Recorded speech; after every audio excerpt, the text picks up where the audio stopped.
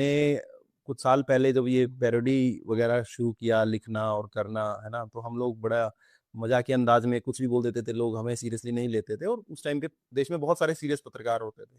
अब माहौल ऐसा हो रहा है कि हमें लोग सीरियसली लेते हैं और पत्रकारों को सीरियसली नहीं लिया जाता है उनको। जो इस सरकार को ये आदत नहीं रही कि कोई इनसे सवाल कर सके, क्योंकि हम देख सकते हैं अदालतों में क्या हो रहा है या पुलिस थानों में क्या होता है, अ, संसद में क्या चल रहा है, या तो वो एक सवाल अब खुद खुद कभी उन्होंने प्रेस कॉन्फ्रेंस की ही नहीं। ये लोगों को ही समझना पड़ेगा कि भाई ये जो हो रहा है उसको वो सीधा सा है कि अगर कोई आपके खिलाफ कुछ बोल रहा है, पहले उसे कांग्रेसी कहिए, फिर उसे कम्युनिस्ट कहिए, फिर आप उसे मोदी हेटर कहिए, फिर आप कोशिश ये कीजिए कि उसको किसी तरीके से आप अगर हो सके तो जेल पे रखवा दें। वरना आपने कहाँ सुना था कि कोई पत्रकार ये रिपोर्ट कर दे कि फला स्कूल में केवल नमक और रोटी दी जा रही है और उसको आप जेल में पकड़ के डाल। जब आपका लीडर होता है, आपका जो नेता होता है, इतने साल से जब वो पावर में होता है तो नेचुरल सी बात है कि उसको जाने का मन नहीं करता। वो इतना सारा तामझाम, इतना सारा प्रोटोकॉल, इतनी सारी पावर छोड़ के एकदम ऐसा नहीं होगा कि वो अपना झोला उठाएँगे और जंगल में कहीं चले जाएँगे, सिर्फ़ कहने की बात होती है। तो मन नहीं करता उनका जाने का। इसलिए मुझे लगता है कि हम एक उस दिशा में शायद जा रहे हैं जहाँ पे कि वो जो बुझता हुआ दिया जो है फड़फड़ाता है बुझने से पहले।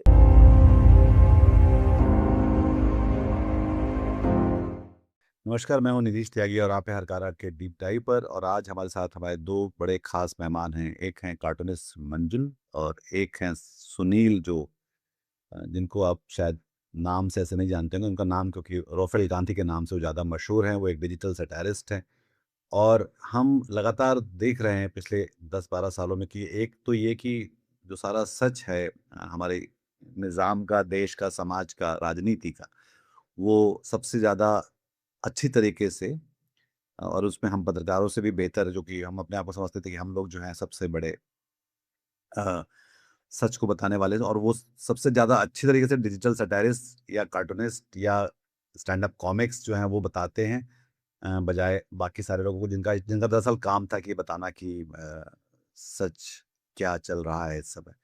तो सुनील उर्फ रोफेल गांधी, आपका स्वागत है। मंजुल, आपका स्वागत है इस बातचीत में। अ, और हम लोग आज जो बात करेंगे कि कैसे इस देश को, इस देश की सरकार को, इस देश की अदालतों को ऐसा लगने लगा है कि अ, कॉमेडी से, सटायर से, ह्यूमर से इस देश को बहुत खतरा है। और वो उसको लेकर, जिसको मैं कहता था हमेशा कि वो बहुत टची होने लगे हैं, और उसको लेकर अब वो उस पे कार्रवाई भी करने लगे हैं। और वो जैसे कि हाल में अभी निमो यादव को लेकर एक था कि उनका पोस्ट बंद करवा दिया गया था। रोफेल, आपका भी मैंने पढ़ा था कई बार कि उनको, आपका अकाउंट ब्लॉक किया गया था। कुणाल कामरा के ऊपर एफआईआर दर्ज की गई थी। एक पहले इंदौर में एक थे जिन्होंने जिनकी चुटकुला सुनाने से पहले ही उनको ये समझ लिया गया था कि ये जो है खिलाफ है, उसको उनको उठा के गिरफ्तार कर लिया गया था। तो पहले रोफेल से शुरू करते हैं कि भाई ये आप इसको कैसे देखते कैसे हैं, इस पूरे हालात को जो है हमारे यहाँ? जी सर शुक्रिया पहले तो आपने हमें मौका दिया बोलने का, आपने बुलाया, धन्यवाद।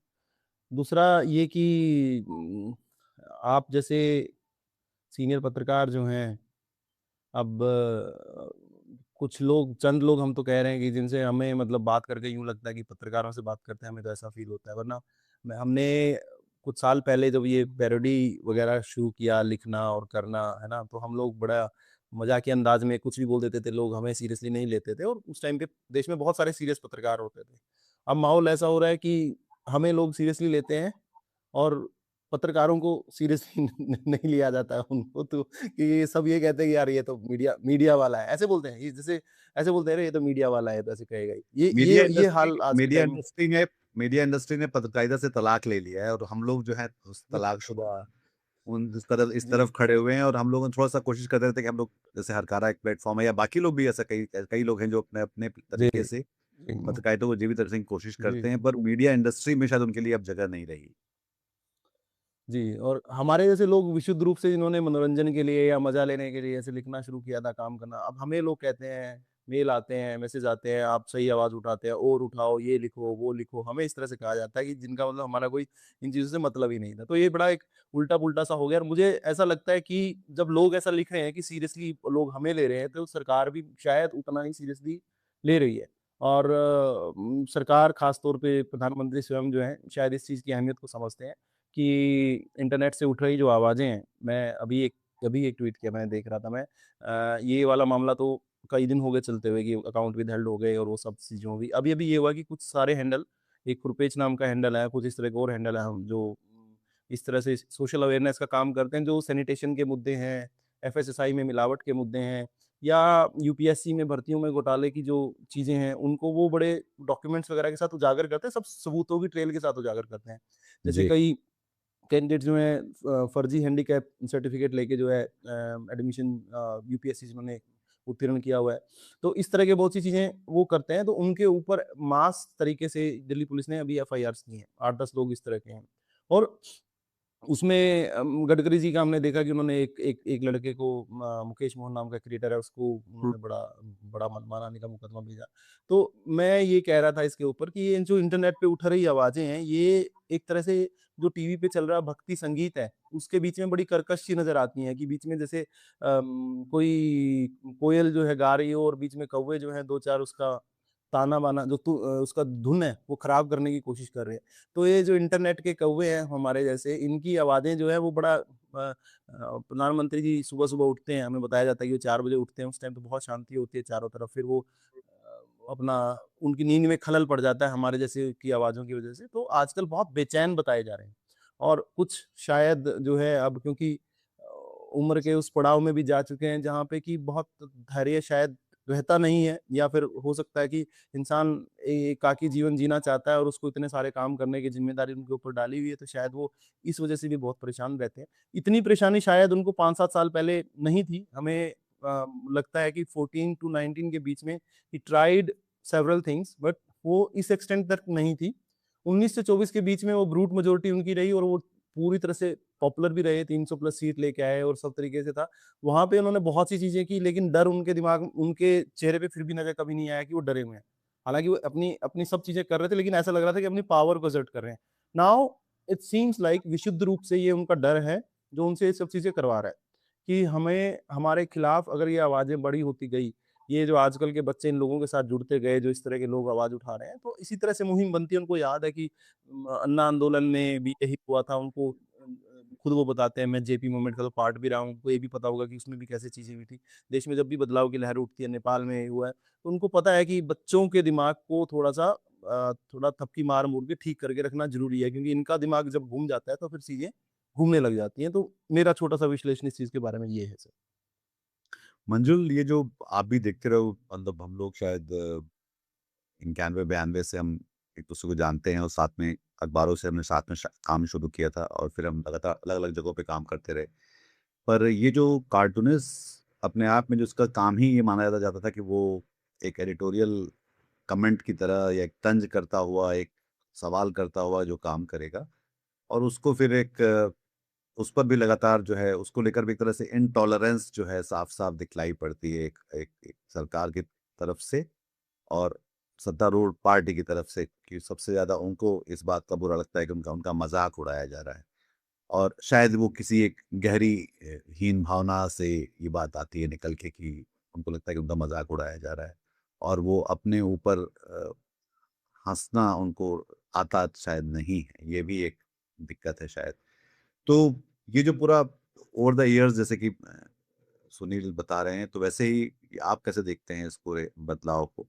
और ख़ास तौर पर ये जो एक तरह से एक शिकंजा जो बढ़ता चला जा रहा है उन सारे लोगों पर जो जिनके पास अभिव्यक्ति की आज़ादी होनी चाहिए और ख़ास तौर पर किसी भी स्वस्थ समाज के लिए जहाँ पर एक अगर ह्यूमर की जगह कम हो रही तो वो एक खतरनाक बात है। पहली बात ये कह रहा था कि राफेल भाई का जो विश्लेषण है, आप ये देखिए कि जो वो कह रहे थे कि इनको बहुत मतलब ये मज़े के लिए आए थे और इनको बहुत गैर गंभीर तरीके से लोग लिया करते थे। लेकिन आप उनका विश्लेषण देखिए और अगर आपने इधर हाल-फिलहाल में जो सो कॉल्ड सेलिब्रिटी जर्नलिस्ट हैं, आपने अगर उनकी बातें सुनी होंगी, तो आपको पता चलेगा कि एक, क्योंकि हालाँकि वो सामान्य है नहीं, लेकिन अगर आप उनको सामान्य नागरिक के तौर पे भी देखें, तो आप देखें कि सामान्य नागरिक का जो विश्लेषण है आज की चीज़ों को लेकर के, वो आज के जो सो कॉल्ड सेलिब्रिटी जर्नलिस्ट हैं, उनसे कितना बेटर है। बिल्कुल। मतलब जो चीज़ें हो रही हैं, कैसे हो रही हैं, उस पे आप अ, जो टेक है, वो कितनी सच के करीब है। अब बात आती है कार्टून की। देखिए, कार्टून के साथ एक प्लस पॉइंट है, वो प्लस पॉइंट ये है कि अखबारों में जो आप सीधे तौर पर लिख नहीं सकते हैं, कार्टून वो काम करते हैं, है ना? आप कार्टूनों में जनरली उस तरह का काम करते हैं जो सीधे तौर पे आप लिख नहीं सकते हैं, हेडलाइन नहीं लगा सकते हैं। तो लेकिन कार्टून तथ्यपरक होते हैं। उनके पीछे जैसे सटायर, अच्छा सटायर जो होता है वो हमेशा तथ्यों पर आधारित होता है। तो अगर हम कुछ कह रहे हैं तो वो बात बेबुनियाद नहीं होती है, उसकी कुछ बुनियाद होती है। तो राफेल भाई की तमाम सारी बातें सही हैं, लेकिन मुझे उसमें एक थोड़ा-सा ये लगता है कि ये सरकार, ये बात सही है कि इनके पास नंबर्स रहे, लेकिन ये सरकार कॉन्फिडेंट कभी नहीं रही। या तो ये सरकार ओवर कॉन्फिडेंट रही और ये हमेशा घबराए रहे। आप देखिए कि अगर कहीं पे छोटा-सा भी आंदोलन शुरू हो जाएगा, अगर कोई जंतर-मंतर पे 10 लोग जाके धरना देने लगेंगे, तो ये तुरंत इस मोड में आ जाते हैं कि इसको खत्म करवाना है जल्दी से जल्दी, इससे पहले कि खबरों में आए। हालाँकि जब जब ये हालत तब है जब खबरों के पूरे सिस्टम पे इनका बिल्कुल आयरन फिस्ट की पकड़ है। मतलब कोई भी खबर इनके चाहे बगैर छप नहीं सकती, वो आ ही नहीं सकती है। उसके बावजूद ये लोग इतना डरते हैं।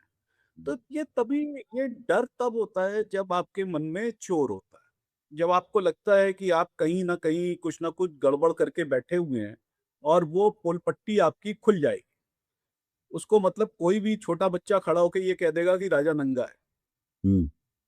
है ना? और आप लोगों को बता रहे हैं कि साहब हमने तो जो कपड़े पहने हुए हैं वो ऐसे कपड़े हैं जो बिल्कुल लाखों करोड़ों रुपए के हैं। लेकिन दरअसल आपने कपड़े पहने नहीं हैं, लोगों ने आपको बेवकूफ़ बनाया है। लोग आपको बता रहे हैं कि सर आपके कपड़े बहुत खूबसूरत हैं और बहुत बढ़िया हैं। लेकिन तो वो कार्टूनिस्ट जो है वो एक छोटा बच्चा है जो कभी भी खड़ा होके कह सकता है कि राजा नंगा है और वो अक्सर कहता रहता है इस बात को। तो इससे उनको बड़ी तकलीफ है। जो स्टैंड अप कॉमिक है वो भी यही कह रहा है। बिल्कुल। तो मेरे वो ख्याल से वो सबसे उनकी तकलीफ की वजह है। हुँ, जो बड़ा सवाल शायद ये भी है कि जो इस सरकार को ये आदत नहीं रही कि कोई इनसे सवाल कर सके क्योंकि हम देख सकते हैं अदालतों में क्या हो रहा है या पुलिस थानों में क्या होता है, अ, संसद में क्या चल रहा है, या तो वो एक सवाल अब खुद खुद कभी उन्होंने प्रेस कॉन्फ्रेंस की ही नहीं। जब भी वो एक हुआ तो एक परफॉर्मेटिव बातचीत की तरह वो होता है, वो अपने मेगाफ़ोन से देश को बताते हैं कि उनके हिसाब से कैसा देश होना चाहिए या उनके हिसाब से चीज़ें कैसे ठीक चल रही हैं। जैसे कि अभी उन्होंने हाल ही में हिमंता बिस्वा शर्मा की बहुत बुरी-बुरी प्रशंसा की। तो ये है मतलब साफ-साफ दिखलाई पड़ता है कि उससे पर उसमें जो जनपक्षधरता है उसकी आदत शायद ये इन सालों में सरकार को नहीं रह गई कि कोई उनके पक्ष में भी कोई बात करेगा। क्योंकि लोकतंत्र है तो लोकतंत्र में अगर और इसलिए वो लोग की जो जगह है, जहाँ पे ये सवाल होंगे या कटाक्ष किए जाएँगे, या तंज किए जाएँगे या ह्यूमर होगा, उसकी जगह जो है वो बार-बार कम हो रही है। जैसे कि अभी हम देख सकते हैं जो नया जो नियम बना है ये 3 घंटे के भीतर कंटेंट हटाने का। तो ये इसके निशाने पर कौन है सुनील आपके हिसाब से? और क्यों मतलब ये क्या साबित करने के लिए? क्योंकि एक तरफ सरकार के लोग ही हैं जो इन्फ्लुएंसर्स के मेले लगा के उनसे उम्मीद करते हैं कि इनकी बातों को आप एम्प्लीफाई करेंगे या उसको क्या रीपोस्ट करेंगे। एक तरफ हम जी। देख सकते हैं सारे एंकर्स एक ही ट्वीट कर रहे होते हैं कि एक ही मतलब एक तोते की एक सारे तोते की तरह बोलते हैं, एक एक संदेश को बार-बार सब लोग बोल रहे होते हैं।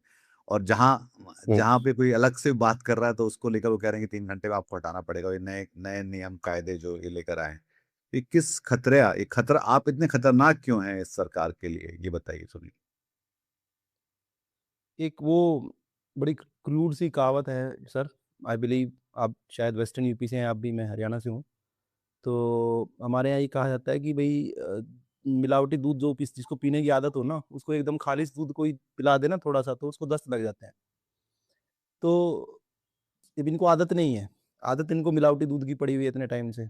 अब इनको अगर थोड़ा-सा भी ऐसी ऐसी बात, कोई नॉर्मल बात कर दे, if you will go back in time, अगर आप 12-15 साल पहले पीछे जाते हैं, तो यूपीए 2 के दौरान वो बातें बड़ी नॉर्मल लगती थी कि यार ठीक है, बोल ही तो रहा है, मतलब इसका काम है बोलना, इसका लिखना, ये कर रहा है काम, उस तरह का माहौल था हमारे यहाँ पे। लेकिन अब उसी तरह की कोई नॉर्मल बात भी बोलता है, तो others around will go like यार क्या आवाज़ उठा रहा है यार, तेरे को डर नहीं लगता? तेरे को बड़ा खतरा है इन बातों में, तो मतलब ऐसा इस तरह का एक डर का जो पर्यावरण है वो बनाया गया है। और ये जो सारे रूल्स लेके आ रहे हैं, जो जो ये आईटी एक्ट में बदलाव लगातार होते रहते हैं। हम उस दिन मंजुल सर थे हमारे प्रोग्राम में, हम उनके साथ बात कर रहे थे, एक वकील अपार गुप्ता जी हैं, जो कि इंटरनेट फ्रीडम के लिए काम करते हैं। वो बता जी। रहे थे कि वो किस तरह से इन्होंने इतना बड़ा एक जाल बना दिया है कि कहीं से भी किसी भी टाइम आपके खिलाफ एक्शन आ सकता है, and you would never know कि ये किसने किसने लिया है।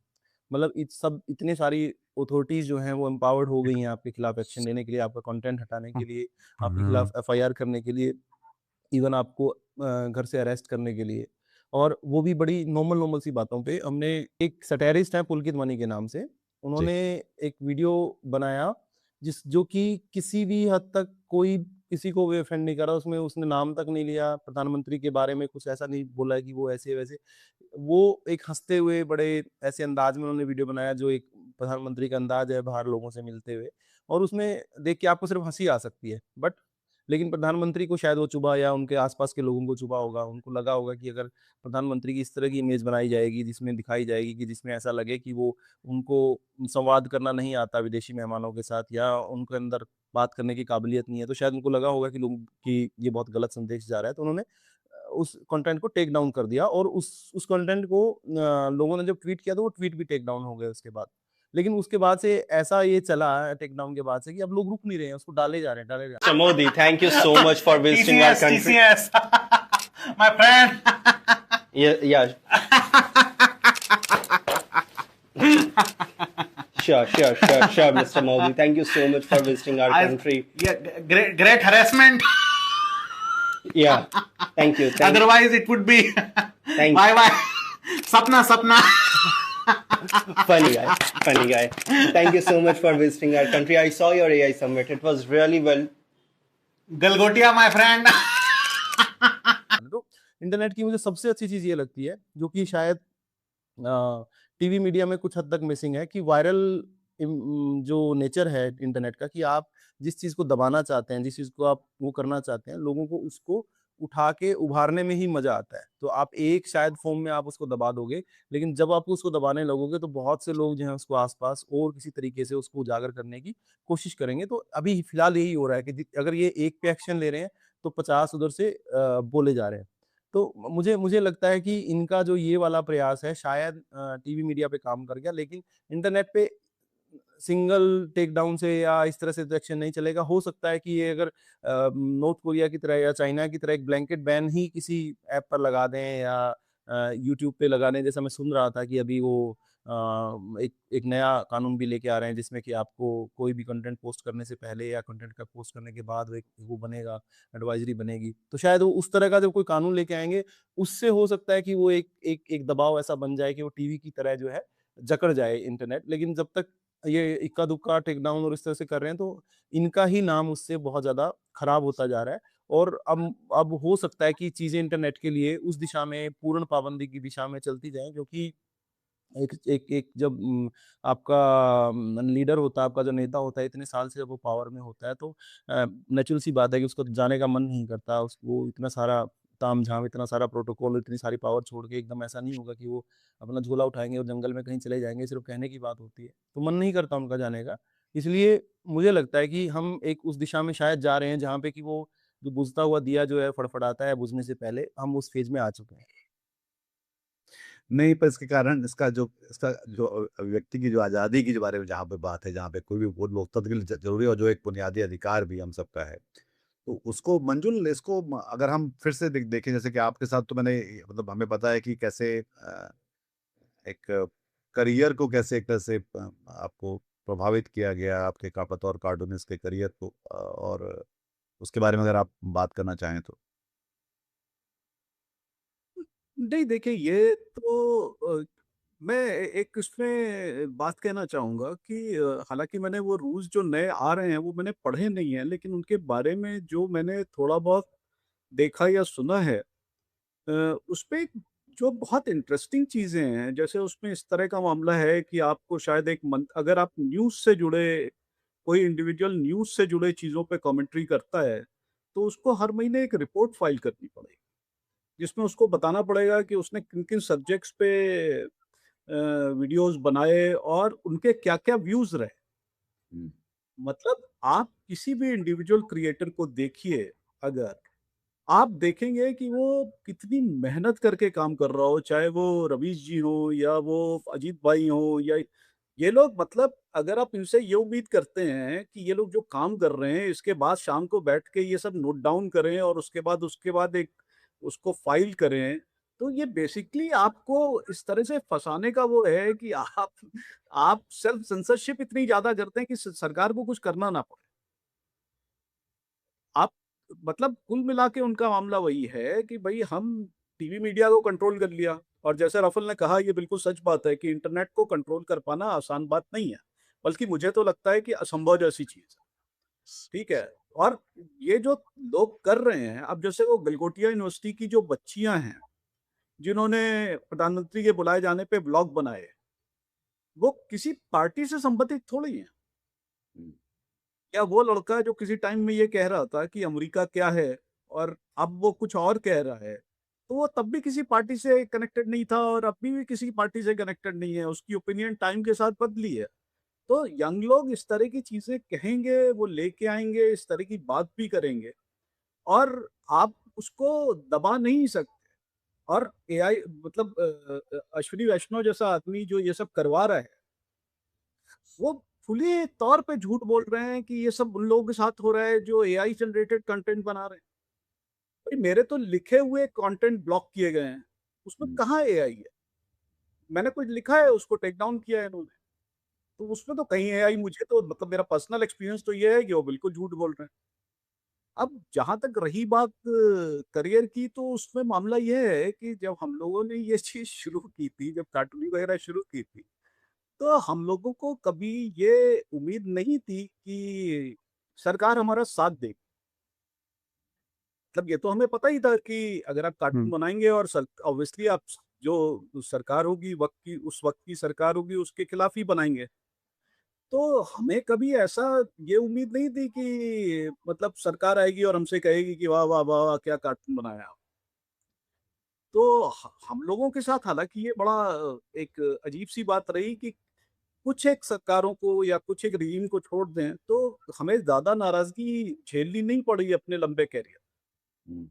पर जब से इन लोगों की सरकार आई है और ख़ास तौर से 16-17 के अराउंड, इन्होंने ये कोशिश की कि किसी भी तरह का क्रिटिसिज़्म जो है उसको दबाया जाए। पहले अगर आप नोट करें तो उसमें ये हुआ कि इंटरनेट पे अगर आपके खिलाफ कोई खबर, मतलब किसी अखबार ने आपके खिलाफ कोई खबर छाप दी है और उसका इंटरनेट एडिशन भी है, तो वो इसमें ज़्यादा चिंतित नहीं रहते थे कि वो अखबार में कवर हट जाए या उसमें भूल सुधार छुप जाए। वो इसमें ज़्यादा इंटरेस्टेड रहते थे कि इंटरनेट से वो खबर डाउन हो जाए, हुँ। इंटरनेट से वो खबर हटा दी जाए।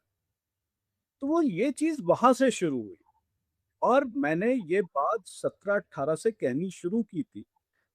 उस समय लोगों ने उसको बहुत सीरियसली नहीं लिया।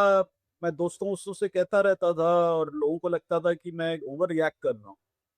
लेकिन अब जो हालात इस समय हैं और जिस मास लेवल पे, और इन लोगों के साथ ये नहीं है कि वो मतलब उस कंटेंट को हटवा के वो अपना आराम से हो जाएँगे। हुँ। वो ये भी देखेंगे कि अगर ये आदमी उसके बाद भी रुक नहीं रहा है, तो they will come after you with everything. या तो आपकी नौकरी लेने से लेकर के और ट्रॉल्स को आपके पीछे भेजने से लेकर के वो सब कुछ करेंगे। गालियाँ दिलवाने से लेकर वो सारे हथकंडे वो अपनाएँगे, है ना? तो ये तो बिल्कुल साफ़ है कि ये जो जैसे केवल झोला उठाने वाली बात पे नहीं है, ये हर बात में साफ़ है कि ये जो कहते हैं और ये जो करते हैं उसके बीच में बहुत ज़बरदस्त अंतर है, बहुत ज़मीन आसमान का अंतर। और इनकी कोई ऐसी श्रद्धा डेमोक्रेसी वगैरह में है नहीं। तो बिल्कुल। जिस तरह से जिन चीज़ों का मैनिपुलेशन इन्होंने किया है, और अगर आप उनको बारीकी से देखें तो उसमें कहीं पे भी कोई डेमोक्रेसी वाला मामला नहीं दिखाई देगा। डेमोक्रेसी का मामला केवल ये है कि हमारे पास नंबर ज़्यादा है इसलिए हम रूल कर रहे हैं। अगर आप उसे डेमोक्रेसी, केवल उसी को डेमोक्रेसी मानते हैं। उसके बाद कोई डेमोक्रेसी नहीं है। हमारे पास नंबर आ गया, अब हम जो चाहेंगे वो करेंगे और आपको बर्दाश्त करना पड़ेगा। तो इनकी टोटल अप्रोच ये है। मेरे ख्याल से और मैं अब ज़्यादातर जगहों कि पे वो कैसे आ रहे हैं, उस वो भी सवालों के घेरे में। जैसे हर वोटर 6 सेकंड में वोट करके चला जाता है। रात में साढ़े 11, पौने 11, 12 बजे से लेकर के 2 बजे तक मतदान होता है सुबह के, और 6-6 सेकंड में एक वोट पड़ रहा है। तो इसकी जाँच कौन करे? इसकी जाँच जिन लोगों को करनी चाहिए, वो तो पहले ही मुतमईन है। वो तो हुँ, मतलब सुनने से पहले ही वो बता रहे हैं कि नहीं, सब कुछ हल्की डोरी चल रहा है। कोई किसी तरह की कोई दिक्कत नहीं है। तो ये लोगों को ही समझना पड़ेगा कि भई ये जो हो रहा है उसको वो सीधा-सा है कि अगर कोई आपके खिलाफ कुछ बोल रहा है, आप पहले उसे कांग्रेसी कहिए, फिर उसे कम्युनिस्ट कहिए, फिर आप उसे मोदी हेटर कहिए, फिर आप कोशिश ये कीजिए कि उसको किसी तरीके से आप अगर हो सके तो जेल पे रखवा दें। वरना आपने कहाँ सुना था कि कोई पत्रकार ये रिपोर्ट कर दे कि फलाँ स्कूल में केवल नमक और रोटी दी जा रही है और उसको आप जेल में पकड़ के डाल दें। बिल्कुल। हुँ। तो ये म एक तो जो पूरा इकोसिस्टम ये जो नया है, इसको अगर सुनील, अगर आप मतलब आप, क्योंकि आप उसके हिस्सा भी हैं और हम शायद तीनों के बीच में आप शायद डिजिटल नेटिव भी हैं, हम दोनों तो शायद डिजिटल कन्वर्ट हैं, हम लोग जो हैं, मंजुल और मैं जो हैं। तो आप इसको, इस पूरे इकोसिस्टम को कैसे देखते हैं? ख़ास तो इसको इसकी इस रोशनी में भी देखा जाएगा कि मतलब अ, मुझे अगर अमेरिका को भी समझना है या गज़ा को समझना है, तो मैं बासिम यूसुफ जैसे व्यक्ति को देखता हूँ ज़्यादा, वो ज़्यादा मुझे पर्सपेक्टिव दे पाते हैं बजाय उन सारे लोगों को जो लोग दुनिया भर की अ, जुगाली किए जा रहे हैं, पर आपको समझ में आ नहीं रहा था कि हो क्या रहा है, मतलब ये लेबनान, बेरूत में क्या हुआ या गज़ा में क्या हो रहा है, तो वो एक एक पर्सपेक्टिव पिक्चर दे पाते हैं जो जो वहाँ के ह्यूमरिस्ट हैं या जो कॉमिक हैं। तो उसकी तो उसलिए उनकी भूमिका और अधिक महत्वपूर्ण भी हो जाती है। तो भारत में ये जो पूरा वर्ग है, जो कि बहुत तेज़ी से और बहुत सुंदर है, मतलब मैं बहुत रश करता हूँ आप लोगों से, क्योंकि इतने बढ़िया से, इतने प्यार से और मज़े लेते हुए सारी बातें कह पाना भी बहुत दिलचस्प वाली बात है। तो आप इसको कैसे देखते हैं सुनील? सर ये टाइम के साथ ही चीज़ बदली है। मुझे लगता है कि ऑर्गेनिकली जब तक प्रधानमंत्री लोगों के बीच में पॉपुलर थे, तो इंटरनेट पे कोई भी ऐसी आवाज़ नहीं आई जो कि उनकी छवि को नुकसान पहुँचा सके। हमारे जैसे लोग कुछ थे जिनको कि लाइक मैं उनको नहीं पसंद करता हूँ, व्यक्तिगत तौर पे भी मैं उनको नहीं पसंद करता हूँ, कभी मेरे को पसंद रहे भी नहीं है। बट वो एक एक छोटा-सा फैक्ट है कि हमारे जैसे बहुत लोग होंगे जो कि ऐसा नहीं करते। लेकिन भारत की ब बड़ी मेजॉरिटी जो है उनको पसंद करती थी। 14 में वो आए, 19 में तो और बड़े मैंडेट के साथ आए और 24 में थोड़ा रिड्यूस मैंडेट के साथ आए, लेकिन यहाँ तक लोग उनको पसंद करते थे। और एक एक एक पंजाबी गाने में एक कहावत कही गई है कि बंदा जो है वो 4 ही तरीके से काम करता है कि या तो शौक से या प्यार से या लालच से या डंडे से। तो वोट की भी यही स्टेज है कि पहले 14 में लोगों ने शौक से अपने उससे वोट दिया कि ठीक है। 19 में प्यार से वोट दिया इनको कि भाई बहुत प्यार हो गया इनसे उससे। 24 में जो है लालच का वोट था कि भई जो जिनको खुद प्रधानमंत्री मुफ्तखोरी फ्रीबीज़ कहते हैं या कैश ट्रांसफर्स हैं या अनाज बाँटना है, कहीं वो बंद ना हो जाए तो उस केस में इनको रिड्यूस मेजॉरिटी आई लेकिन दिया। तो तीनों स्टेज अब हो चुकी है, चौथा अब डंडे की स्टेज बची हुई है। तो अब वो डंडे की स्टेज पे है वोटर कि अब डंडे से वोट लेना है। तो इस केस में प्रधानमंत्री का अपना जो पर्सनल पॉपुलैरिटी है, वो आज के टाइम में काफ़ी नीचे जा रही है। चाहे ये लोग वो मॉर्निंग कंसल्टेंट की एक रिपोर्ट आती है, वो पता नहीं किस मेथोडोलॉजी से वो लाते हैं, आज तक पता नहीं चला। वो सुबह एक रिपोर्ट आती है कि दुनिया के सबसे लोकप्रिय प्रधानमंत्री अप्रूवल रेटिंग 78% और 80%, वो इतना ही रहता है, उससे कम नहीं होती। लेकिन अगर आप इंडियन इंटरनेट देखेंगे, खास तौर पे अगर आप इंस्टाग्राम देखेंगे, तो आप पाएँगे कि आजकल के जो बच्चे हैं, बच्चे मतलब जो आप कह लें कि 20 से 25, 26, 27 साल के इस वर्ग में जो इस ब्रैकेट में आते हैं, जो नया वोटर है, उसके बीच में वो पूरी भयंकर रूप से अनपॉपुलर हो चुके हैं क्योंकि he is not able to relate to them. मैं ये नहीं कह रहा कि इनके काउंटर में राहुल गांधी बड़ा ऑप्शन बन गए हैं या फलाना नेता बन गया है, वो बन गया है, लेकिन विशुद्ध रूप से अगर इनकी बात करें तो इनसे जो कनेक्शन शायद 17-18 तक 20-22 साल का बच्चा फील करता था, वो अब हट गया है। उसकी जो सोच है, प्रायोरिटी है या एक फटीग आ गया है, तो लोग जो है अब कुछ ऐसा डिमांड कर रहे हैं कि नहीं भाई ये इनकी इनकी जो डिलीवरी है वो बहुत स्लो है। इनके जो भाषण है वो वही पुराने भाषण है, उसी कंसिस अगर आप इनका 2016 का भी भाषण कोई सुन लेंगे और 26 का भी सुन लेंगे, you would find no difference. मतलब यू वुड नो आपको एक कभी दिखेगा नहीं कि ये आदमी जो है अपनी अचीवमेंट्स पे ऑब्जेक्टिवली बात कर रहा है। ये एक पासिंग रिमार्क अपनी बात पे देते हैं, ये हो गया। उसके बाद वही कांग्रेस, वही नेहरू, वही परिवार, शहजादा, राजकुमार और वो जो चटनी इन्होंने बनाई है 10 साल से, वो अब बच्चों को पसंद नहीं आ रही। तो इसलिए इंटरनेट पे जब भी कोई इस तरह की आवाज़ उठती है, जिस जिस विधा में भी हम लिखते हैं या अपनी बात कहते हैं, चाहे वो कॉमिक हैं, स्टैंड अप आर्टिस्ट हैं या रील पे क्रिएटर्स हैं, क्योंकि रील के क्रिएटर्स काफ़ी चल रहे हैं। मतलब क्रिएटर अब ऐसा हो गया है कि आपने अपने मुँह के सामने कैमरा रखा, 4 डायलॉग अगर आपने बोल भी दिए, तो 4 डायलॉग आपने बोल दिए तो उसकी हद नहीं है कि वो कितना रीच हो सकती है। 15 मिलियन, बिल्कुल 20 मिलियन, 30 मिलियन, 3 करोड़, 5 करोड़ लोगों तक वो चला जाता है। और अब तो एक इस तरह की आर्ट फॉर्म आ गई है सर कि मतलब लोग बच्चे मैं एक देख रहा था एक वीडियो, वो तकरीबन 10 या 12 मिलियन वो चली हुई थी और उसमें उसने कुछ नहीं कहा हुआ था। उसने सिर्फ ऐसे करके बोला हुआ था, एक खराब शब्द प्रयोग किया हुआ था, लेकिन मैं उसको आपको अच्छे शब्द में बता देता हूँ कि भाई भारत में एक बहुत ही घटिया आदमी है, सबसे घटिया आदमी है, मैं नाम नहीं लूँगा उसका लेकिन आपको पता चल जाएगा। ये सिर्फ 3 लाइन थी उसमें। उसने ना नाम लिया, कुछ नहीं कहा उसने। तो उस रील पे सर 46,000 कमेंट थे। 46,000 कमेंट्स किसी रील पे, किसी भी पीस ऑफ कंटेंट पे होना ऑर्गेनिकली बहुत बड़ी बात होती है। और 46,000 का मैंने एआई एनालिसिस किया, तो लार्जली एक ही आदमी का 80% से ज्यादा कमेंट एक ही आदमी का नाम ले रहे थे, हमारे प्रधानमंत्री का, कि शायद इशारा इस रील में उनकी तरफ था।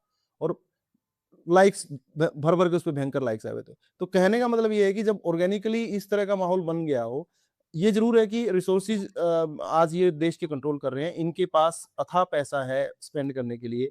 ये हो सकता है क्रिएटर से रील बनवा के, हो सकता है ये ट्वीट करवा के, हो सकता है ये यूट्यूबर्स को पे करके सामना करने की कोशिश करें। लेकिन इस देश की सबसे बड़ी जो दिक्कत है जनसंख्या, वही इस देश की सबसे बड़ी खूबसूरती है कि भाई आप पेड काम के लिए कितने लोग लगाओगे, 5,000 10,000 लगा लोगे, उधर से आवाज उठाने वाले तो कई करोड़ लोग हैं ना, तो उनकी उनकी आवाज दब नहीं पाएगी। तो मैंने जैसे पहले कहा, उसी तरह से मैं अब फिर कह रहा हूँ कि तरीका तो सिर्फ वही है कि जब आप एप्स पे ही ब्लैंकेट बैन लगा दें कि इंस्टाग्राम पे कोई रील डलेगी या ट्वीट कोई डलेगा, तो उसको अप्रूव करने के लिए अश्विनी वैष्णव का कोई स्टाफ बैठा हुआ है, तो स्टाफ भी उसमें बहुत सारे लोग बिठाने पड़ेंगे। तो शायद इस बहाने कुछ रोजगार जरूर मिल जाए लोगों को, अगर ये 10-20 हजार हाँ भर्तियां निकाल दें फैक्ट इस तरह की कि कंटेंट मॉडरेशन की या यूट्यूबर्स का कुछ मॉडरेट करने के लिए, तो शायद फिर भी देश का कुछ भला हो जाए। अभी तो लोग नौकरियां निकाल दी, अब लोग बैठे हुए हैं कंटेंट को मॉडरेट करने के लिए, उनको तो कम से कम सैलरी मिल रही है। तो मुझे ऐसा लगता है सर कि ये जो विधा है, जो न्यू फाउंड पावर है बच्चों के बीच में, वो दिन बर दिन स्ट्रांग होती जा रही है, पावरफुल होती जा रही है। As we are heading towards 2029, these voices will grow. और आई थिंक ये है कि बदलाव का ईयर, जो डिसीजिव ईयर है, वो पहले भी प्रेडिक्ट कर रहे थे लोग कि 27 एक डिसीजिव ईयर है शायद देश के लिए, कि लीडरशिप का सिर्फ भाजपा के अंदर लीडरशिप का चेंज होगा, और या फिर देश का जो मूड चेंज होगा कि वो भाजपा से इतर किसी और नेता की तरफ देखेगी। तो आई थिंक वो एक डिसीजिव चेंज के उस एरा में हम जा रहे हैं और ये लोग उसको रोकने की कोशिश कर रहे हैं। अब देखना होगा कि ये कितना कामयाब होते हैं और बोलने वाले कितना कामयाब होते हैं। मंजुल, ये जो पूरा एक तरह से जो ये जो सारा हेट मॉन्गरिंग जो खुद सरकार के लोग करते हैं, जैसे कि एक तरफ तो आप कह रहे हैं कि जो ह्यूमर है सब उनसे दिक्कत है आपको, पर आपको नफरत से दिक्कत नहीं। तो इनके मंत्री, चाहे वो निशिकांत हो या हेमंता हो या बाकी वो जो एक विजय शाह थे, जो मतलब हर तरफ जो नफरत की उल्टियां कर रहे होते हैं, दरअसल उन पे तो ये कुछ करते नहीं है कार्रवाई जो है, और उनको इस बात से बड़े परेशान है कि हम हमारी हमारी बुराई कर दी जो है। तो ये जो इनकी जो अपनी हिपोक्रेसी है, उसको उसको लेकर क्या सोचते हैं आप? तो ये सरकार का जो बेसिक काम होता है वो होता है कि रूल ऑफ लॉ को फॉलो करवाना, है ना। रूल ऑफ लॉ एस्टैब्लिश करना यही सरकार का काम है ना। तो अब हो सकता है आप नए लॉ बनाएं, आप लॉ में सुधार करें, लेकिन आपका अल्टीमेटली एम ये है कि आप लॉ का मतलब कानून का जो कानून वेल एस्टैब्लिश्ड है, जो लोगों ने आपको पावर दी है, वो कानून बनाने की पावर दी है और आपका काम है उस कानून को बनाना और उसका पालन करवाना। एग्जीक्यूटिव्स का यही काम। इन लोगों के साथ दिक्कत ये है कि जो कानून का पालन है और मतलब वो केवल जो 4-5 नेताओं के नाम आपने लिए उसका मामला नहीं है, वो प्रधानमंत्री के लेवल से है। उसमें ये लोग बहुत सेलेक्टिव, मतलब एक ही दोष के लिए, एक ही अपराध के लिए एक आदमी को अलग तरीके से ट्रीट किया जाएगा, दूसरे आदमी को अलग तरीके से ट्रीट किया जाएगा। ये जो एक बहुत पॉपुलर नैरेटिव चला कि बीजेपी की वॉशिंग मशीन, वो क्यों है? कि आप अपराध कीजिए, आप भाजपा ज्वाइन कर लीजिए, आपके खिलाफ कुछ नहीं होगा। और अगर आप भाजपा नहीं ज्वाइन करते हैं और आपने कोई अपराध नहीं भी किया है, तब भी हो सकता है आप 5 साल, 7 साल जेल में बैठे रहें और आपको बेल तक देने की हिम्मत किसी जज में ना हो। और वही जज जो हैं वो बाहर जाके आपको दुनिया भर को ये बताएँगे कि साहब हमारी जुडिशरी जो है वो कितनी स्ट्रॉन्ग है और हमने क्या-क्या कर डाला। और वो हर दूसरे दिन आपको लेक्चर देते रहेंगे कि ऐसा होना चाहिए, वैसा नहीं होना चाहिए। पर जब वो खुद न्याय करने की बात आएगी तो ये कुल मिला के मुझे तो पर्सनली ये नहीं लगता कि कहीं से भी हम एक कानून सम्मत सरकार को चलते हुए देख रहे हैं। मुझे बिल्कुल ये नहीं लगता। मुझे ये इस सरकार में सबसे ज़्यादा अंतर्विरोध इसी बात का है। मतलब ठीक है, नेताओं की कथनी करनी में अंतर होता है, हम लोग पहले भी देखते आ रहे हैं। लेकिन इतना अंतर यहाँ खाई है पूरी। यहाँ तो यहाँ ये आलम है कि कहते कुछ हैं और करते बिल्कुल उसका अपोज़िट है। और वो और पिछ ऐसा नहीं है वो मतलब कोई चीफ मिनिस्टर कर रहा है, अरे वो प्रधानमंत्री के लेवल से है वो वहाँ। और पिछले 10-12 सालों में ये भी हुआ है कि जो अब जो है वो ये अब पहले ऐसा नहीं है कि आप तब तक आपको मासूम माना जाएगा जब तक आप पे जो आरोप सिद्ध नहीं हो जाते। अब ये है कि आप एक तरह से अपराधी हैं या और ये आपको सिद्ध करना है कि आप जब तक आप खुद अपने आप को आरोपों से खुद मुक्त नहीं कर लेते, ये ज़िम्मेदारी आपकी हो गई है। वो चाहे वो एसआईआर को लेकर है, चाहे वो बीफ को लेकर है, वो चाहे क वो कई जगह पे आप देख सकते हैं इस तरह का एक शादी को लेकर भी है, जहाँ-जहाँ पे जिसको लोग जो है रिलीजन उसमें मतलब आप बताइए कि आप सड़क पे चले जा रहे हैं और कोई भी आदमी आपको रोक के आपका आधार कार्ड माँगने लगता है। हुँ, ये आप इसको आप बताएँगे कि ये कानून से चलने वाला देश है? कोई वेंडर जा रहा है, उसको पकड़ के आप पीट देते हैं क्योंकि वो उसका पहनावा जो है वो जैसा आपके मन में जिस तरह का भारतीय पहनावा होना चाहिए उससे अलग है। हुँ। ये क कानून से चलने वाला समाज है क्या? सुनील, तो मैं हम आपसे केवल ये भी कानून पूछना क चाहता कि आपके हिसाब से ना अभी तक आपके जो सबसे धारदार जो आपने काम किया वो क्या था? जिसको लेकर आपको शायद ये अंदाज़ा नहीं था कि लोग जो है इस तरह से उसको पसंद करेंगे या उसको एकदम आपको हाथों-हाथों ले लेंगे। ऐसा क्या हुआ? काम तो इतना तो देखिए ज़्यादा नहीं एक सर बट सतत। हाँ जी। हाँ, आप कहिए सुनिए। अब मैं यही कह रहा हूँ कि सर अभी क्या कि वीडियो फॉर्मेट में तो हमने अभी काम करना शुरू किया है तकरीबन पिछले 8-9 महीने से और पसंद किया जा रहा है हमारा प्रोग्राम। मैं कुणाल कामरा के साथ एक प्रोग्राम होस्ट करते हैं यूट्यूब पे, काफ़ी जी। ठीक-ठाक लोग उसको देखते हैं और चलता है। तो लेकिन उससे पहले ट्वीट में ये है सर कि लिखते रहे, शायद ट्विटर का रीच इतना ज़्यादा नहीं था जितना कि वीडियो वीडियो प्लेटफ़ॉर्म का होता है, यूट्यूब या इंस्टाग्राम का होता है, लेकिन वहाँ पे बात कहने का असर ज़्यादा होता है, ये भी सच्चाई है क्योंकि ये जो सरकार है या दुनिया भर की सरकारें जो हैं एक्स हुँ, प्लेटफ़ॉर्म को, ट्विटर प्लेटफ़ॉर्म को काफ़ी सीरियसली लेती है क्योंकि वो वहाँ से ओपिनियन बनते हैं, न्यूज़ मेकर होते हैं। तो बहुत मुद्दे इतने चीज़ों पे लिखा और कई बार ऐसा हुआ कि वो बहुत वायरल हुआ, चला भी। तो मुझे टॉप ऑफ द माइंड तो एक चीज़ याद आ रही है कि एक काफ़ी चीज़ चल गई थी सर कि जिसमें कि मैंने एक सटायर के तौर पे 5-6 साल पहले की बात है, शायद 2020 की बात है। एक स्टोरी ऐसे ही मनगढ़ंत स्टोरी बना के लिख दी थी जबकि ये चल रहा था कि एक्सकवेशन देश भर में होंगे, ऐसा है कि राम मंदिर का निर्माण पे बात चल रही थी, तो यहाँ भी है मंदिर प्राचीन और वहाँ भी ये है वो है, तो मेरे दिमाग में एक स्टोरी आई कि मैं क्यों ना ऐसा एक स्टोरी लिखी जाए जिसमें कि ये बताया जाए कि जहाँ पे हमारे न्यूज़ चैनल्स हैं, नोएडा फिल्म सिटी है, इसके नीचे भी कोई मंदिर है पुराना। तो वो एक मैंने जो है एक किसी फ़िक्टिशियस कैरेक्टर के हवाले से प्रोफ़ेसर जी। दहिया के हवाले से मैंने एक लिख दी कि फलानी यूनिवर्सिटी में प्रोफ़ेसर दहिया ने कहा था कि जहाँ पे आज फ़िल्म सिटी है, उसमें हनुमान जी का एक मनका गिरा हुआ है उसके नीचे। जब वो संजीवनी बूटी लेके जा रहे थे तो वो मनका यहाँ पे गिर गया था। उसके बाद किसी सेठ ने यहाँ पे एक बड़ा मंदिर बनवा दिया था। उसके बाद जो है उस मंदिर पे बहुत वो हुआ और वो नीचे दब गया उसमें किसी उसके आने के बाद। और आज जो है वो मुक्ति चाहता है वो मंदिर उससे, उसके ऊपर पापी बैठे हुए हैं, कुछ इस तरह की मैंने बात लिखी। और उसमें ये लिखा कि एक इंडिया टुडे की एंकर का मैंने नाम नाम लिखा कि जहाँ पे वो बैठती है एग्जैक्टली उसके नीचे वो मन का दबा हुआ है मंदिर का, तो आपको हमें वो निकालना है और हमें खुदाई करनी पड़ेगी फिल्म सिटी की। तो हैशटैग था वो नोएडा फिल्म सिटी एक्सकवेशन के नाम से।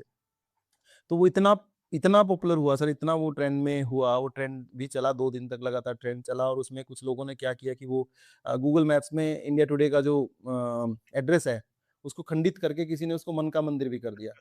तो आप अगर एक दिन तो ऐसा भी था अगर आप उबर बुक कर रहे हैं फिल्म सिटी की कहीं से, तो वो मन का मंदिर भी लोकेशन उठा रहा था सर, कि मन का मंदिर आपको जाना है। तो उसके बाद फिर वो एबीपी को भी उसके ऊपर फैक्ट चेक करना पड़ा। They went to film city and उन्होंने फैक्ट चेक किया कि नहीं, नहीं ऐसा मन का मंदिर जैसी कोई बात नहीं है, कोई मंदिर नहीं छुपा हुआ है, यहाँ पे दबा हुआ है।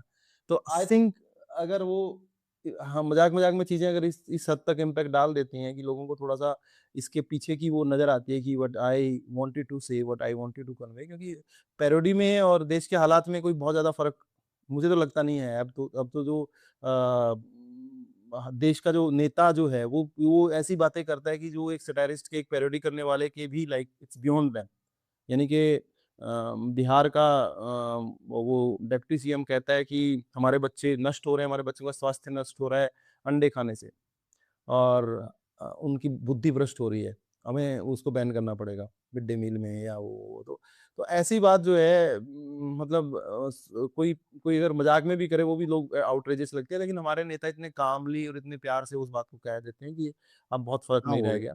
और इतनी कन्विक्शन इसी तरह इतना से जी, कन्विक्शन देकर आते हैं वो, बहुत कन्विक्शन से कहते हैं जी, और वो लगता है कि बिल्कुल मैं तो इसको हमेशा समझता हूँ कि ये इन्वेजन ऑफ इडियट्स कहता हूँ मैं, कि जैसे बेवकूफ़ों ने पूरा एकदम से हमारी राष्ट्रीय चेतना पर हमला कर दिया हो, उस तरह से कुछ मुझे लगता है ये। अब इसपे मंजुल, अगर ये जो पूरा अब जो शिकंजा जो है कसा जो जा रहा है और जो खतरा मंडरा रहा है, इसको लेकर ये जो, क्योंकि सारे जो लोग हैं मतलब सब लोग एक तो ज़्यादा सिंगल या बहुत छोटे समूहों में ये काम कर रहे हैं, जो कंटेंट क्रिएशन के जो लोग हैं उसमें कार्टून्स, स्टैंड अप कॉमिक्स या जो ह्यूमरिस्ट हैं राफेल की तरह या नीमो की तरह, तो वो उसका रास्ता क्या है फिर लड़ने का आगे का? क्योंकि ऐसा कैसे हो सकेगा कि वो सहूलियत के साथ अपने काम भी कर सकें और सुरक्षित भी रहें, कम से कम इस तरह के अ, अत्याचार और दमन और उसके साथ उससे? अ, देखिए, इसमें हमारा कोई कंट्रोल नहीं है निदेश, आप ये बात बहुत अच्छी तरह से जानते हैं, है ना? हम जो कर सकते हैं वो यही कर सकते हैं कि हमें जो आता है वो हम बेहतर तरीके से करें। और सरकार कहाँ तक जा सकती है उसका अंदाज़ा तो लगा पाना बहुत मुश्किल है। हम देख ही रहे हैं कि पिछले 4-5 सालों में जिस तरह से ग्राफ जो है लगातार नीचे गिरता जा रहा है। मतलब टॉलरेंस का ग्राफ जिस तरह से नीचे गिरता जा रहा है और सरकार की इंटॉलरेंस बढ़ती जा रही है। तो वो कहाँ तक जाएगी, जैसा अभी राफेल कह रहे थे ना कि हो सकता है वो ऐप बैन करने पर आए। लेकिन हालाँकि मैं मतलब ऐसा नहीं है कि मैं बहुत इस सारी चीज़ों से खुश हूँ, मैं नाराज़ भी हूँ काफ़ी। और देखा जाए तो वो जितना मुझे परेशान करने की कोशिश कर सकते थे वो कर रहे हैं। बिल्कुल। लेकिन उसमें कुमार बाराबंकी का एक शेर है जो बहुत मज़ेदार है, वो मुझे हमेशा याद आता है कि ना हारा है इश्क ना दुनिया थकी है, दिया जल रहा है हवा चल रही है। तो ये ऐसे ही चलता रहेगा, तो मतलब दिया जलता रहेगा। और आप देखिए इसपे तमाम सारे कंटेंट क्रिएटर्स हैं जो राफेल कह रहे थे, मैं तो कई बार देखता हूँ, मैं हैरान रह जाता हूँ कि वो लोग बिल्कुल। अभी भी लोग बना रहे हैं। वो छोटी बच्ची जो गलगोटिया की थी और जिसने वो ब्लॉग बनाया, हुँ, तो अब पता चल रहा है कि 8 साल 10 साल के बच्चे हैं यूपी में जो इस तरह की चीज़ें बना रहे हैं और सरकार उनसे परेशान हो रही है, उनके अकाउंट ब्लॉक करा रही हुँ, है। मतलब आप सोचिए ये मतलब क्या हालत हो गई है सरकार की, 8, 10, 14 साल के बच्चों के अकाउंट आप ब्लॉक करा रहे हैं क्योंकि आप उनका कंटेंट नहीं झेल पा रहे हैं। तो उससे ये पता चलता है ना कि आप कितने ज़्यादा इनसिक्योर हैं। और मैं तो चूँकि दिल्ली से बहुत दूर रहता हूँ, तो राफेल अगर ये कह रहे हैं कि अंदर में कुछ चल रहा है, तो he must be knowing better. मुझे मुझे तो उतना पता नहीं है, मैं तो वही जानता हूँ जो अखबारों से जानता हूँ। तो वो तो मिडल ऑफ द थिंग्स है, वो ज़्यादा जानते हो। तो हो सकता है ऐसा कुछ चल रहा। सुनील, आप कैसे देखते हैं इसको? कैसे इसका रास्ता कैसे निकलता है जहाँ पे जो कंटेंट क्रिएटर्स हैं वो अपनी बातें रख सकें और साथ ही वो सुरक्षित भी रहें और एक तरह से उनका दमन या उनको अत्याचार न किया जाए?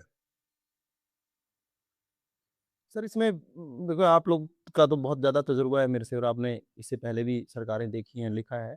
पर मुझे मुझे मेरी समझ ये कहती है कि कभी भी सरकार की सहमति से तो ये चीज़ें नहीं हो सकती। लाइक सरकार तो कभी भी इस चीज़ पे कोई भी हो, किसी की भी हो, वो एग्री नहीं कर सकती कि आप लिखते भी रहें और हम आपको स्पेस भी देते रहें। ये तो टकराव है ही, सतत लड़ाई है। इसमें तो ये है कि भारी कौन पड़ता है और जब जब जब आवाज़ स्पॉन्सर्ड ना रह के सो इट्स नॉट चाहे वो कितना ही ब्लेम कर लें कि कांग्रेस आईटी सेल है या विपक्षियों की आईटी सेल है जो ये सब कर रही है वो एक डिस्क्रेडिट करने का बहाना है वो कितना भी कर लें लेकिन जब तक ये कांग्रेस आईटी सेल थी जब तक वो राजनीतिक विरोधी कर रहे थे तब तक वो असरदार नहीं थी चीज अब ये हम्म, मासिस में चलेगी है लोगों के बीच में चलेगी है तो ऑर्गेनिक जो विरोध होता है उसका आप यू नेवर नो कि वो क्या रूप कहाँ पे क्या रूप ले ले उसमें उसके अंदर बिल्कुल। और उसको उसको डिस्क्रेडिट करने के लिए कई बार सीआईए का नाम दिया जाएगा, चाइना से फंडिंग का नाम दिया जाएगा, पाकिस्तान से आ रहा है, फलाना हो रहा है, वो हो रहा है।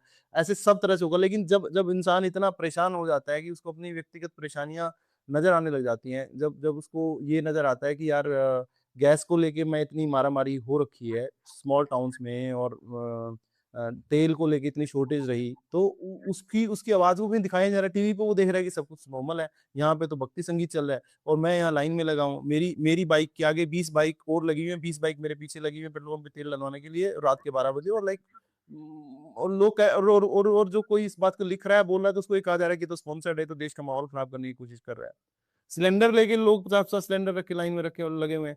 सर 1 किलो एक ये जो छोटे रिफिल करवाते हैं, जो स्टूडेंट्स रहते हैं या जो मज़दूर 1-1, 2-2 जो किराए पे रहते हैं कमरे लेकर, तो वो 14 केजी वाला 14 किलो वाला सिलेंडर नहीं रखते, वो 1-1, 2-2 किलो वाले जो सुविधा वाला गैस भरवाते हैं। बिल्कुल। आप मानिए सर कि ₹350 किलो, ₹400 किलो, वो उसको गैस भरवानी पड़ रही है और वो भी मिल नहीं रही है, वो भी इसको मिन्नत करके भरवानी पड़ रही है। तो जब ये परेशानियाँ हैं, तो आवाज़ तो नीचे से उठेगी। मतलब उस जब तक ऐसा था कि राजनीतिक विरोधी लड़ रहे थे तब तक ऐसा नहीं था लेकिन अब वो लहर बनती जाएगी अगर कैपेबिलिटी पे तो डाउट है ही। मुझे तो व्यक्तिगत तौर पे प्रधानमंत्री जी की कैपेबिलिटीज़ में कभी विश्वास नहीं रहा।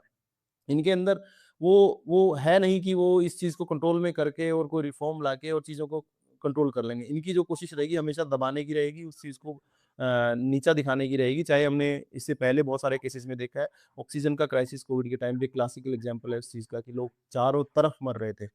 शमशानों में जगह नहीं थी। सर दिल्ली के शमशानों के बाहर-बाहर शव रखे हुए थे और किस-किस तरह से जलाए जा रहे थे, किस-किस तरह से वो हालात थे उस तरह के, लेकिन इस सरकार ने आज तक उसको एक्सेप्ट नहीं किया। 4 साल, बिल्कुल, 5 ये साल से उसके उस चीज़ को न्यूयॉर्क टाइम्स ने कहा कि 44 लाख लोग मारे गए भारत में, जो कि उनका और सरकार का नहीं 5 से हाँ, 6 लाख 5 से 6 लाख के बीच में कहा। लैंसेट ने कहा कि 18 लाख बच्चे जो हैं लावारिस हुए हैं भारत में।